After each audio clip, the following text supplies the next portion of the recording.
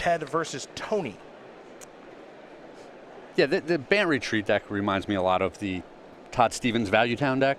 It's just like, hey, these are some just good creatures, some collected companies go get them, and then they've got some weird combo interactions with Retreat to Coral Helm.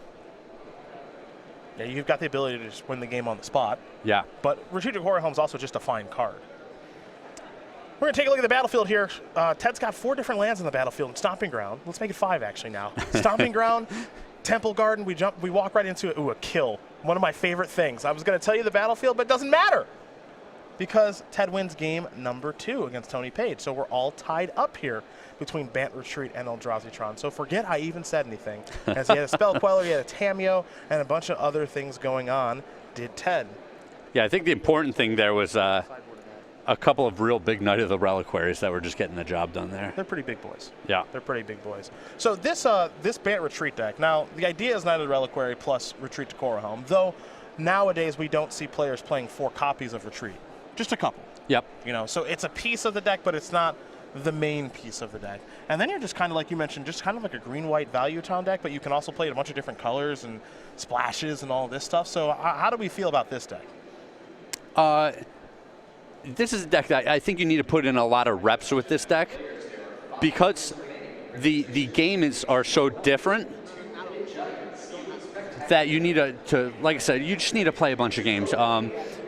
It's not consistent like some of the other decks that we see. It doesn't have a whole bunch of card draw. It doesn't have the same level of churn through its deck. So a lot of the games will play out vastly different from one match to the other. How do I feel about it? I think it's very interesting.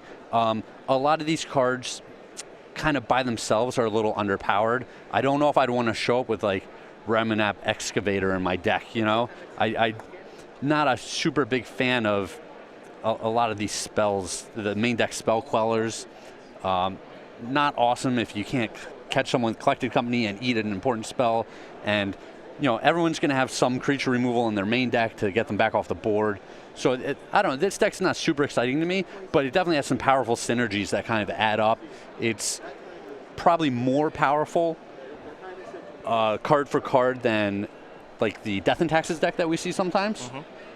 So it has that going on, but slightly less synergistic than that deck. And I think in a similar way, you look at each of those decks and you're like, this deck's not that exciting. But when you see the games play out, you're like, oh, now I can see why people play this deck. Yeah, I mean, you do just have an I win button sometimes, which is pretty nice. So now Eldrazi-tron we know plenty about already, and it doesn't surprise me to see Tony Page or anyone playing that deck this weekend because, well, the deck is really good. It just won last weekend in Syracuse. And we're going to see how it does stand up to things here against Ted. Now, Tony Page was up a game before he walked into that second game, obviously, and I think part of the reason he was up a game is because Ted's deck, what it does is, you know, it's very mid-rangey. Yes. And Eldrazi-tron is not. Eldrazi-tron is it's a very heavy hitter. Yeah, it does a good job of preying on a lot of the mid-range decks. Absolutely. It says you're going to give me the first 3 turns to set up in this game. Well, then what I do is going to just be way more powerful than what you do. Yeah, we can see Reality Smashers, Thought-Knot Seers, Endbringers, Karns, depending on the draw. Walking Ballista is actually really good against Ted's deck. It's going to take care of. He's got 4 birds and 4 Noble Hierarchs, so it can keep those things in check. Depending on how much mana he's got to work with, he can kill Knight of the Reliquaries, all sorts of things. And Ted's deck does a decent job of answering Walking Ballista with 3 Path to Exiles, but not a great job. Well, and all his stuff, to me, that's just this super all-star in this matchup. Ted really needs to commit to the board. He can't just have like 1 or 2 creatures. So once he gets 3 or 4, you know, the Retreat to the Coral Helm has to come down, and then it's not impactful for a couple of turns. You're just committing all of these permanents that all get swept up by all his dust. Yeah, and he's got no choice but to do that. Yeah. That's the other thing, too. Now, 2 main deck copies of All of Dust here for Tony Page. That number does fluctuate sometimes, but both these players are going to take a look at their opening hands here, and we'll be underway here in game number 3 between Page and Fellecetti in just a moment. A long look at this. It looked like the brief shot we had of the second game when we came over that Tony had not assembled his Tron even late in that game, and that was probably the reason he was so far behind. We're underway here in game number 3 in Urza's Towers where things will begin for Ted. He'll search up a land, likely fall down to 17 and get himself a Birds of Paradise. He's going to get himself a breeding pool. We go over to Tony.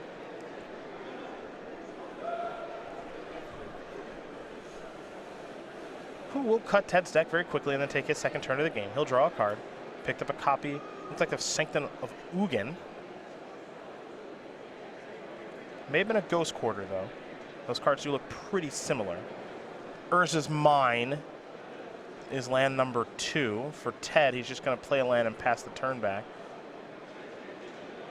And now this is an Eldrazi Temple. We might see a Thought-Knot Seer here, perhaps. He's going to try, but Ted has a Spell Queller for that.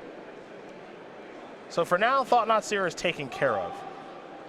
Yeah, that's about as good as Spell Queller gets. You know, protected his hand, it got a 4-drop, and it gave him a little pressure on the board. Ted's going to come across here for 2. Tony's going to fall down to 18. We'll see if he's got a follow-up here. He does have a land and Stomping Ground. Looks like he may have another Spell Queller, and it is worth mentioning that he does have a copy of Unified Will in hand.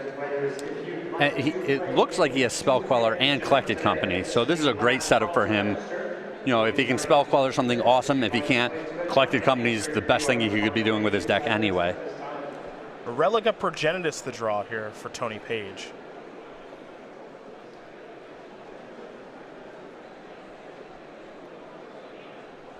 So Tony's hand, he's a little bit land flooded right now with these Ghost Quarters. He's got a copy of Waste in hand. There is a Reality Smasher, and it looks like the last card in Tony's hand is a Karn Liberated.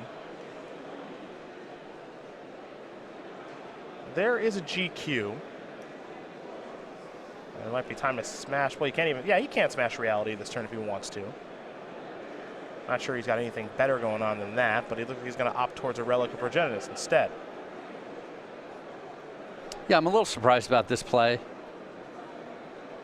I think Tony's quote-unquote asking for it when he doesn't deploy a creature that turn. You know, I would have just gotten the 5/5 on the board. You can see Ted's life total is already kind of low.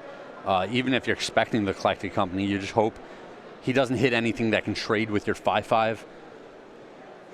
Well, Reclamation Sage makes this look a little bit worse because he's not really getting anything out of the graveyard here. Yeah, a couple. He gets a land, so now the Reliquary is going to remain a 2/2. But that can change very quickly now. All this does is a nice draw. That was an important one. Yeah. That but was. We can't forget about the Unified Will. Though. Yeah.